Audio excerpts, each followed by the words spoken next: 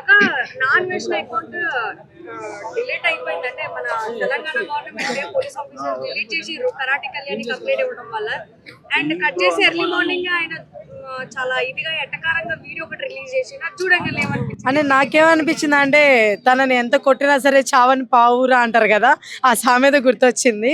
అంటే నాకు ఒకటి అనుకుంటున్నారా, ఇంకో ఇన్స్టాగ్రామ్ కూడా ఉంది, అందుకే నేను 2 యూట్యూబ్లు కూడా మెయింటైన్ చేస్తున్నానని చెప్పేసి చెప్తున్నాడు అనమాట. అంటే తను ఏం చేయలేరని చెప్పి ఇండైరెక్ట్ గా వార్నింగ్ ఇచ్చినట్టే. సో అది ఇంకా చూసుకోవాల్సింది. మళ్ళీ పాపం కరాటి కళ్యాణ్ గారు ఎంత కష్టపడి ఒక ఇన్స్టాగ్రామ్ అకౌంట్ ని బ్లాక్ చేయడం జరిగింది. మరి ఇంకో ఇన్స్టాగ్రామ్ ని కానీ యూట్యూబ్ ని కానీ ఎవరు బ్లాక్ చేస్తారో చూడాలి. నాకైతే మాత్రం దీని మీద అంత హ్యాపీగా ఫీల్ అవ్వాల్సిన అవసరం నాకేమో అనిపించట్లేదు. ఎందుకంటే తను ఈ అకౌంట్ కాకపోతే ఇంకో అకౌంట్ క్రియేట్ చేసుకొని మాట్లాడతారు. ఇది సొల్యూషన్ కాదు కదా అని నా ఫీలింగ్. మాట మాటికి బత్తలు బత్తాలు అని చెప్పేసి అంటే ఎవరిని అంటే హిందువులా నేను హిందువుని అని ఆయనే చెప్పుకుంటున్నాడు చాలా గర్వంగా. బట్ ప్రతి దానికి బత్తాయి బత్తాయి అని చెప్పేసి హిందువులని కించపరుస్తున్నారు. మాట్లాడుతున్నాడు. ఆయన ఇప్పుడు కాదండి, ఎప్పటి నుంచో కించపరుస్తున్నారు. కానీ కొంతమంది ఇంకా మూర్ఖులు ఇంకా ఫాలో అవుతున్నారు. అది బయట వాళ్ళు కాదు, మనోళ్ళే. వాళ్ళకి తెలియదా చెప్పండి? చెప్పండి. ఇప్పుడు తను ఏం మాట్లాడాడు లాస్ట్ టైం అందరికి తెలుసు. అనసూయ గారు టాపిక్ వచ్చినప్పుడు కానీ ఇలా వచ్చినప్పుడు కొన్ని మాటలు వదిలేశారు. వదిలేసినప్పుడు కూడా మీరు ఇంకా కూడా ఆయనని ఏమంటారు ఫాలో అవుతున్నారంటే మనకి సిగ్గుచేటు. మనకి సిగ్గు ఉండాలి కదా. అలాంటి వాళ్ళని ఫాలో చేయడం ఎందుకు చెప్పండి? అలాంటి వాళ్ళని ఫాలో చేసి మళ్ళీ వాడి ధైర్యం ఏంటి? తన ధైర్యం ఏంటంటే కాకపోతే ఈ ఇన్స్టాగ్రామ్ కాకపోతే ఇంకో అకౌంట్ పెడతాను, వచ్చే వాళ్ళు నా ఫాలోవర్స్ ఎక్కడ తగ్గరు, ఇలానే ఉంటారు తన ధైర్యం. ఆ ధైర్యాన్ని తొక్కాల్సిన బాధ్యత ఎవరిది? మనది. సో మన వాళ్ళు ఏం చేస్తున్నారు పిచ్చోళ్ళు, ఏముందిలే అబ్బా జరుగుతూ ఉంటాయి, మన ఫాలో మనం అవ్వుతాము, మనోడు మంచి చేస్తాడు అంటే తను ఏం చేస్తున్నాడు? ఒక 2-3 మాటలు వదిలేస్తున్నాడు. ఒక 2-3 వీడియోల్లో చేయాల్సింది మొత్తం చేసేసి 3వ వీడియో ఏం చేస్తున్నాడు? మంచిని చూపించుకుంటున్నాడు మళ్ళీ. ఇప్పుడు మన బన్ను విషయంలో పాజిటివిటీని పెంచాడు, చూసారా మీరు? తను పాజిటివ్ మాట్లాడేస్తాడు. అదేమైపోతుంది అందరి మనుషులకి? ఏముందిలే బాగుంది, ఏదో తెలియక మాట్లాడేస్తుంటాడు, ఇప్పుడు మళ్ళీ బన్ను గురించి బాగానే రియాక్ట్ అవుతున్నారు కదా అనుకుంటారు. సో ఏదైతే తెలివి ఉందో దాన్ని మీరు జాగ్రత్త తీసుకోవాలని నేను అంటున్నాను. అంటే దాన్ని మీరు నమ్మద్దు, అర్థమవుతుందా? ఒక తప్పు చేసేసి దాని పైన ఏదో బండికి మనం ఏదో రాస్తాం కదా, అట్లా రాస్తున్నాడు. అర్థమవుతా? మీరు అవన్నీ నమ్మద్దు, అర్థమవుతుందా? ప్రతి ఒక్కరు కూడా తన ఇన్స్టాగ్రామ్ కొత్తది కాదు, ఎన్ని అకౌంట్లు పెడితే అన్ని అకౌంట్లు కూడా మీరు ఫాలో అవ్వకుండా ఉన్న రోజే వాడంటే వారికి తెలుస్తుంది. మీరు అలా ఫాలో అవుతున్నంత వరకు, తను ఎంకరేజ్ చేస్తున్నంత వరకు ఇలాంటివి ఎన్నో పుట్టుకొస్తూనే ఉంటాయి. ఇలా అన్వేషణ కాకపోతే రేపు ఇంకొకరు విశేషణ ఎవరో ఒకరు వస్తారు. అర్థమవుతుందా? చెప్పలేం, ఎవరో ఒకరు వస్తూ ఉంటారు. కాబట్టి మన దగ్గర నుంచే పతనం అనేది స్టార్ట్ చేయాలి. అవతలోడు ఇంకొకటి ఎవడు కూడా ఇలాంటి వాళ్ళు పుట్టుకొని రాకూడదు అంటే అది మన చేతుల్లోనే ఉంది. సో ప్రతి ఒక్కరు కూడా జాగ్రత్త పడి ఎవరు కూడా ఎంకరేజ్ చేయొద్దు ఇలాంటి వాళ్ళని నేను కోరుకుంటున్నాను. అనే మాట కూడాను అంటే హిందువుల పైన ఎక్కువ నోటు జారుతారు ఆయన. ఏమంటే తర్వాత నేను హిందువుని చెప్పుకుంటాడు, వేరే మతాల పైన అంటే పాపం మేబీ ఆయనకి ఇక్కడ చూసి అక్కడికి వెళ్ళిన తర్వాత అక్కడ దేవుడు నచ్చాడేమో, అది చెప్పలేకపోతున్నాడు. మేబీ అక్కడ మారిపోతే మళ్ళీ మన వాళ్ళు ఎక్కడ వేసుకుంటారు, మళ్ళీ ఇక్కడ దాకా రానిరేమో అని చెప్పి భయంతో ఒకసారి తిట్టేసి మళ్ళీ ఇంకోసారి పొగిడేస్తున్నారేమో అనిపిస్తుంది. నాకు తెలిసినంత వరకు ఆయన మారిపోతున్నాడేమో అనిపిస్తుంది. చెప్పలేడండి, ఇండియాకి వస్తే పగిలిపోద్ది, కష్టం. ఒప్పుకోరుగా, మన వాళ్ళు ఒప్పుకోరుగా. సో అందుకని బయట ఉన్నంత వరకే అండి ఏదైనా, ఇక్కడికి వస్తే అవ్వదు కదా. సో అందుకనే బయట ఉన్నప్పుడే మాట్లాడతారు. ఇక్కడికి వచ్చినాక ఏమంటాడు? మా రాముడు, మా సీత, మా వాళ్ళు, మా భారతదేశం, భారత మాతకి జై అంటాడు. అర్థమవుతుందా? ఎక్కడక్కడ తిప్పేస్తున్నాడు ఆయన పాము. కాబట్టి ఆయన పావులు అంటాడు కాబట్టి ప్లీజ్ ఎవరు పాలు పోసి పెంచొద్దు అని కోరుకుంటున్నాను మన వాళ్ళని.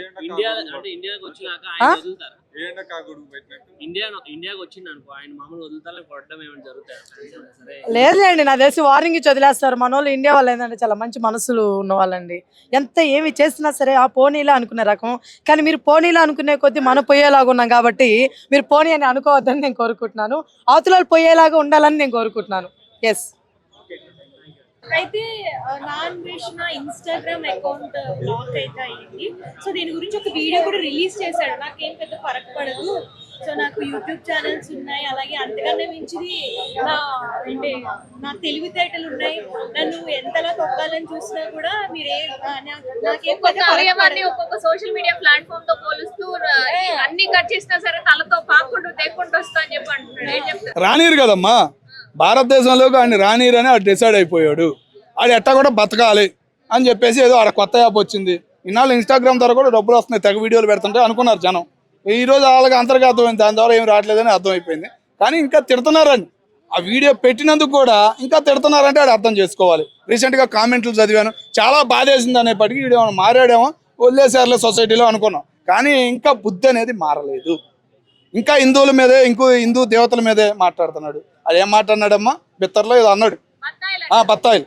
నీకు బత్తాయి తిని చాలా రోజులు అయి ఉంటుంది. వైజాగ్లో బత్తాయి చాలా ఫేమస్ అమ్మా. చిన్నప్పుడు తిని ఉంటాడు బాగా. అది తినక చాలా రోజులు అయింది కాబట్టి బత్తాయి గుర్తొచ్చింది. బత్తాయి రుచి అనేది మళ్ళీ మా హిందువులు మీకు బంగారంలాగా చూపిస్తారని నేను అనుకుంటున్నాను. అంటే నా తల నరికితేనే గానీ ఇది ఇవన్నీ ఆగవు అని చెప్పేసి కామెంట్స్ చేశాడు అట్లాగా. దాని గురించి మీరు ఏమంటారు?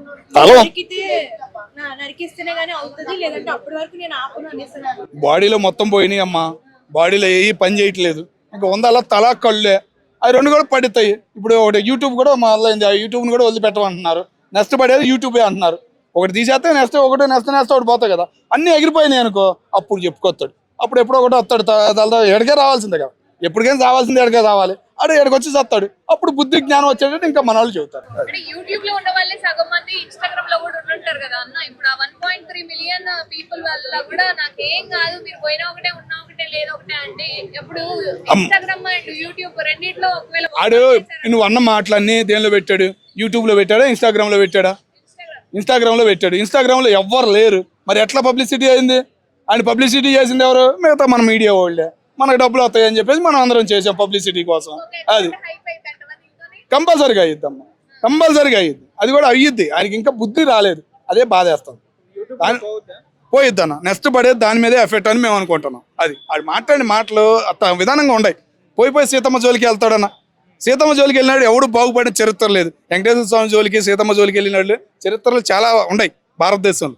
ఎంతో మంది పాడైపోయిన చరిత్ర ఉంది. అట్లాంటి చరిత్రలో ఈ దరిద్రుడు కూడా జాయిన్ అయ్యాడు. బెట్టింగ్ యాప్లో ఇప్పుడు ఎంత పేరు వచ్చింది. ఇంకా పగబట్టి నువ్వు ఇంకా జరుగుతుంది కదా, బెట్టింగ్ యాప్లు ఉన్నాయి. నువ్వు ఉన్న దేశంలోనే ఉన్నాయి బెట్టింగ్ యాప్లు. పుట్టిందే అక్కడ.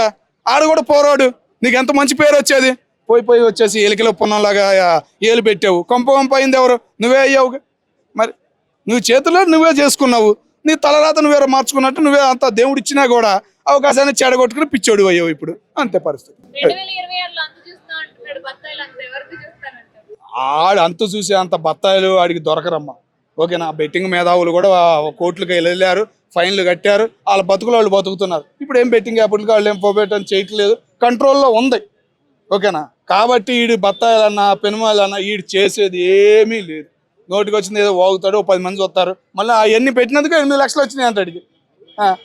ఏం మాట్లాడి బుద్ధి జ్ఞానం అనేది ఉందా అని ఏంది? పెద్ద వాళ్ళమ్మా. అటు చూపించే వీడియోలు చాలా మంది ముసలోళ్ళు అందరు చూస్తున్నారు. వాళ్ళే తిడుతున్నారు. ఇప్పుడు బండా బూతులు తిడుతున్నారు. రీసెంట్గా ఒక ముసలమ్మ వచ్చింది, వీడికి మైండ్ పోయిందయ్యా, మైండ్ పోయిందని బాధపడుతుంది ఆమె. మరి కింద కామెంట్లు చూస్తుంటే బండా బూతులు పెడుతున్నారు. ఆడు చదివాడుగా కామెంట్లు చూసినా కూడా ఇంకా బుద్ధి జ్ఞానం రాకపోతే ఈరోజు మాట్లాడిన మాటలు ఎట్లా ఉండయమ్మా. కాబట్టి ఇంకా ఆడికి బుద్ధి జ్ఞానం వచ్చేటట్టు చేస్తారని చెప్పాను. అప్పుడే చెప్పా, హైదరాబాద్ పోలీసులతో పెట్టుకున్నవరా బాబు, నీ తలరాత మారిపోయిందిరా అని. ఇప్పుడు మారిపోయింది. నెక్స్ట్ యూట్యూబ్ మీద కూడా వేస్తారు. కాబట్టి జరంత జాగ్రత్తగా మాట్లాడాలి. యూట్యూబ్ ఉంది, ప్రయత్నించు. నీలో టాలెంట్ ఎంత ఉందో అంత చూపించు. అంతేగాని జనం మీద నాకు అవగాహన ఉందని చెప్పేసి ఏమైతే రీసెంట్గా ఒక సినిమా హీరో పాట వచ్చింది, నోటికి వచ్చినట్టు వాగాడు. పాట బాగుంది, అని బండ బూతులు తిట్లా అందరూ. మరి పాటను కూడా తిట్టారు. లేకపోతే పాటను ఒక మాట అనేవాళ్ళ. అదే పరిస్థితి. నోరు ఉంది అని చెప్పేసి మాట్లాడతాం కాదు, ఉండాలి, కంట్రోల్లో ఉండాలి. మా రాంబాబు గారు లాగా తగ్గేదే లేదంటే చివరిగా తగ్గేది కూడా లేకుండా పోయిద్ది. అది పరిస్థితి. అన్న ఏదన్నా చేయొచ్చు అన్న, చేసినా కానీ తప్పులేదు. అట్లాంటివన్నీ మన దేశంలోకి అడుగు పెట్టనిచ్చినా కూడా రాంగే అది. ఓకేనా? ప్రజల ఆగ్రహానికి తట్టుకోలేరు. రీసెంట్గా చూస్తున్నాం, పోలీసులు ఎక్కువ మందిని పెంచినా కానీ కంట్రోల్ కావట్లా. కొద్దిగా కోపం వస్తుంటే కంట్రోల్ కావట్లేదు. మన వాళ్ళకి ముఖ్యంగా బీపీలు ఎక్కువ అవుతున్నాయి. ఏంటంటే పనికి మాలిన తిండ్లకు అలవాటు పడ్డాం. వాటి వల్ల బీపీలు ఎక్కువగా పెరిగిపోయి తట్టుకోలేకపోతున్నారు ఎవరైనా కానీ. అది పరిస్థితి. ఇంకా ఇప్పుడు ఆయన ఏ విధంగా బ్యాన్ చేయాలంటారు? ఒకప్పుడు ఇప్పుడు హిందువుల్ని సీతమ్మ వారిని అంటేనే 1.7 కాస్త 1.3 వచ్చేసింది. అది కాస్త బ్లాక్ అయిపోయింది. మరి ఇప్పుడు ఇన్స్టాగ్రామ్ కావచ్చు, యూట్యూబ్ కావచ్చు, ఫేస్బుక్, ట్విట్టర్ ఇవన్నీ ఉన్నాయి కదా, వీటన్నింటిలో మరి మీరు వ్యూవర్స్ కి ఏం చెప్పాలనుకుంటున్నారు? హైదరాబాద్ లో బతకాలంటే 1000 రూపాయలు ఉంటారు. రోజుకు 1000 రూపాయలు ఉన్నదే పొద్దు నుంచి సాయంకాలం దాకా అరవట్లా. ఎన్ని కోట్లు? 6 కోట్లు సంపాదించాను అన్నాడు. మహా అయితే ఒక 6 సంవత్సరాలు. 6 కోట్లు అన్నట్టు విన్నాను అమ్మని. 8 కోట్లు 8 సంవత్సరాలు. బయట దేశాల్లో ఎట్లేదన్నా రోజుకి ఎంత ఖర్చు, ఎంత దాచుకున్నా కానీ 10,000 అవుతాయి, కంపల్సరీగా అవుతాయి. ఆడి రెంట్లు కానీ, బొచ్చు వశాను, ఆడి తిరుగులకు కానీ. ఇంకా ఏం చేస్తాడు? 6 కోట్లు అయిపోయినాయి అనుకో, ఇప్పుడు ఏమి రూపాయి రాదు కదా. రూపాయి రావడం అనేది పడిపోయింది. మన వాళ్ళు పెద్ద వీడియోలు పెట్టినా రావట్లేదు. ఆడి ఖజానా కూడా ఖజానాలోకి వచ్చేసింది. మరి అయిపోయినట్టే సినిమా. ఇంకా ముందు ముందు ఉంది సినిమా.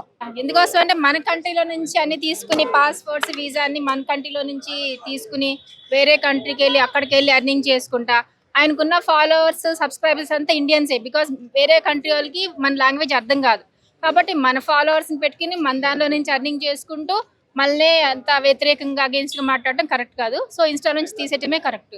చాలా మంది నాన్ వెజ్ కు పాపం పండింది అందుకని 3 మిలియన్ల ఫాలోవర్స్ దొబ్బారు అంటున్నారు, మీరేమంటారు? పాపం పండింది కరెక్టేగా మరి అది, అందుకోసం అన్న అలా తీసేయటమే కరెక్ట్. సో ఏం చెప్తారమ్మా, ఎందుకంటే హిందూ దేవుళ్ళని చాలా కించపరిచేలా మాట్లాడారు ఆయన. సో మంచిగా జరిగింది అనుకోవచ్చా?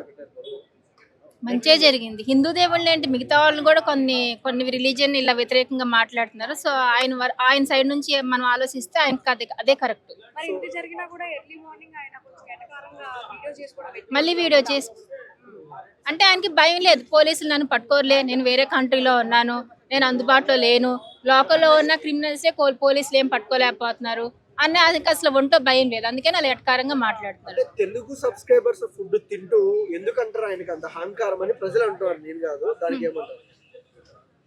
అహంకారం అంటే ఇక కొంతమందికి మనీ రాగానే ఆటోమేటిక్ ప్రౌడ్నెస్ పెరుగుతుంది. ఫస్ట్ అన్నిటికంటే మెయిన్ ఏంటంటే ఆయన వేరే కంట్రీకి వెళ్ళాడు, అబ్రాడ్ లో ఉన్నాడు, వీళ్ళు నన్ను ఏమీ చేయలేరు, అది అసలు ఆయనకి భయం లేదు. మెయిన్ అసలు ఆ రీజన్. సో నాన్ వెజ్ లాంటి యూట్యూబర్ ని మీరు ఫాలో అవుతున్నారా? నేను ఫాలో అవుతుంది అదే. మన కంట్రీలో ఉంటే ఆయన అంత డేర్ గా ఇంత వ్యతిరేకంగా మాట్లాడేవాడు కాదు, ఇక్కడ లేడు కాబట్టి అంత ఇదిగా మాట్లాడుతున్నాడు. మీ ముందు కనిపిస్తే మీరు ఏం చేస్తారు నాన్ వెజ్? నేనేంటి మన కంట్రీలో 2 states లో కూడా ఆయన మొత్తం అందరు కలిసి ఆయన్ని చెప్పుతో కొడతారు వస్తే. అది ఎందుకోసం అంటే రిలీజియన్ గా వ్యతిరేకంగా మాట్లాడుతున్నారు, లేడీస్ కి వ్యతిరేకంగా మాట్లాడుతున్నారు. అన్నిటికంటే పైన నెగిటివిటీ ఏంటంటే మన కంట్రీకే వ్యతిరేకంగా మాట్లాడుతున్నారు. సో కంట్రీకి వ్యతిరేకంగా రిలీజియన్ అండ్ లేడీస్ ఈ 3 ఎవరికి నచ్చట్లేదు కాబట్టి అందరు చెప్పుతో కొడతారు. సైడ్ అయినా సింపతి గెయిన్ చేస్తున్నాడు. ఎలా అంటే బెట్టింగ్ యాప్స్ బ్యాన్ చేయాలి అని చెప్పి 6 సంవత్సరాల నుంచి ఫైట్ చేస్తున్నాడు. అంటే నాన్ వెజ్ మొత్తానికి చెడ్డోడు కాదు, కొన్ని ఆయన పాజిటివ్ పోస్టులు కూడా పెట్టాడు, కొన్ని పాజిటివ్ గా ఉన్నాయి మంచిగా కూడా పెట్టాడు, కొన్ని నెగిటివ్ గా కూడా పెట్టారు. యూట్యూబ్ లో బ్యాన్ చేయాలంటున్నారు, యూట్యూబ్ లో కూడా మీరేమంటారు? అంటే ఒక వార్నింగ్ ఇచ్చేసి ఇంకో అవకాశం ఆల్రెడీ ఇన్స్టాలో బ్యాన్ చేశారు కదా, మరీ ఘోరంగా యూట్యూబ్ కూడా కాదు. చాలా మంది బ్యాంక్ లో దోపిడీ చేసి హ్యాకర్స్ ఉన్నారు, అలాంటి వాళ్ళని నెట్ నుంచి దూరంగా ఉంచాలి. ఈ నాన్ వెజ్ మొత్తానికి బ్యాడ్ అయితే కాదు, కొన్ని మంచి కూడా పెట్టారు. రిలీజన్ కి కంట్రీకి వ్యతిరేకంగా మాట్లాడుతున్నారు కాబట్టి అందరు ఆయన్ని అసహించుకుంటున్నారు. అది మరి అంత జరిగినా కూడా ఊరికే బత్తాయి అనుకుంటున్నారు. అంటే ఆయన ఏ రిలీజన్ మార్నింగ్ రిలీజ్ చేసిన వీడియోలో కూడా మళ్ళీ అన్నాడు బత్తాయి అంటే ఆయన హిందూ కాదా? నేను హిందూనే అని చెప్పేసి అంత గర్వంగా చెప్పుకుంటున్నాడు. మరి ఆయన ఏ రిలీజన్? హిందూ అయితే వాళ్ళ రిలీజన్ కి వ్యతిరేకంగా మాట్లాడు కదా. బత్తాయి అంటే ఆరెంజ్ కలర్ కదా. సో ఆయన హిందూకి వ్యతిరేకంగా మాట్లాడుతుంటే ఆయన ఏ రిలీజనో మనకు కూడా తెలియదు, హిందూ కాపోవచ్చు. అందుకని ఆయన ఎప్పుడు చూసినా హిందూయిజం అగేన్స్ట్ గా మాట్లాడుతున్నాడు.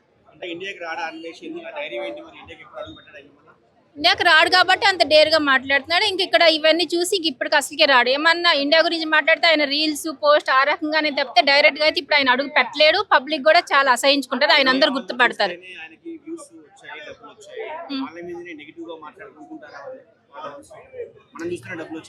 అంటే పాముకి పాలు పోసినా నీళ్లు పోసినా ఒకటే, దాని గుణం ఏంటి? కాటేయటం.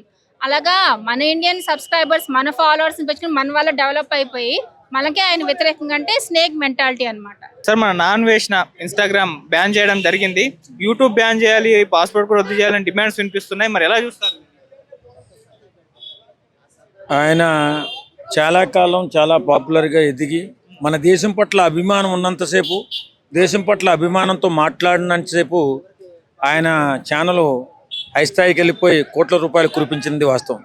కానీ బాగా డబ్బు సంపాదించిన తర్వాత, బాగా డబ్బులు వచ్చిన తర్వాత కళ్ళు మూసుకుపోయి దేశం గురించి ధర్మం గురించి తక్కువ చేసి మాట్లాడడం, అలాగే వ్యంగ్యంగా మాట్లాడడం, బూతులు మాట్లాడడం, సంస్కారం లేకుండా మాట్లాడడం, ఇవన్నీ జరిగిన తర్వాత ఆయన ట్విట్టర్ కానీ అలాగే ఆయన ఛానల్ కానీ ఇంకా అన్నీ కూడా బ్యాన్ చేయాలనేటువంటి డిమాండ్ భారీగా పెరిగింది. ఎందుకంటే మన సువిశాలమైన భారతదేశం, సుసంపన్నమైన భారతదేశం, ఎన్నో దేశాలకు దిక్సూసుగా ఉండేటటువంటి మన భారతదేశంలో పుట్టి భారతదేశం గురించి, భారతదేశంలో ఉన్నటువంటి సంస్కృతి గురించి, సనాతన సాంప్రదాయం గురించి కూడా వ్యంగ్యంగా మాట్లాడి, ఇష్టానుసారంగా మాట్లాడి వాడి జీవితాన్ని వాడే సర్వనాశనం చేసుకున్న వ్యక్తి నాన్ వెజ్. కాబట్టి ఇలాంటి దరిద్రులకి భగవంతుడు చూస్తూ ఉంటాడు. మనలో పొగరు పెరిగినప్పుడు తగ్గించడానికి ఏదో ప్రయత్నం చేస్తుంటాడు. కాబట్టి ఈవేళ ఆయన ఛానల్ని బ్యాన్ చేయాలని కానీ ఆయన్ని తిరస్కరించాలని కానీ మాట్లాడుతున్నారు మన వాళ్ళంతా. అంటే అందుకే కాబట్టి మనం ఏదైనా ఒక సాధించినప్పుడు గర్వం కాకుండా మన పట్ల మన సంస్కృతి పట్ల మన సంస్కారం పట్ల గౌరవంగా ఉండాలి, ప్రేమతో ఉండాలి. అలాగే తక్కువ చేసి మాట్లాడే సాహసం చేయకూడదు. వీడు చాలా తప్పులు చేశాడు, 100 తప్పులకు ఎక్కువ చేశాడు కాబట్టి శిక్ష అనుభవించక తప్పదు. ఇంత చేసినా కూడా నాన్ వెజ్ని ఎక్కడ తగ్గలేదు. ఇంకో వీడియో రిలీజ్ చేస్తారు, ఇది బ్యాన్ చేస్తే నాకేం ఫరక్ పడదు, నాకు ఇంకో యూట్యూబ్ అకౌంట్ ఉంది, నాకు ఇంకో ఇన్స్టాగ్రామ్ అకౌంట్ ఉంది, 2026లో బత్తాయిలకు నేనేంటో చూపిస్తా అని చెప్పేసి ఒక వార్నింగ్ కాదు ఇవ్వడం చూసాం. ఎలా చూడొచ్చు ఈ వార్నింగ్? ఎప్పుడైతే మన దేశం గురించి, మన ధర్మం గురించి, మన దేవుళ్ళ గురించి తక్కువ చేసి మాట్లాడడం మొదలుపెట్టాడు, అప్పుడే ఆడి పతనం మొదలైపోయింది.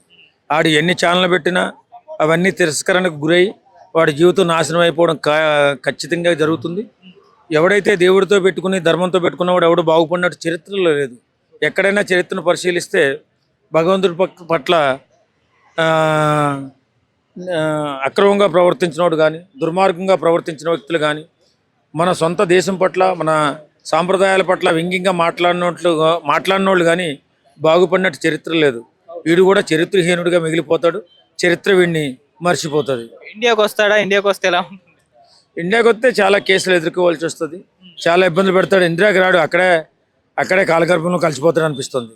Okay sir, thank you so much.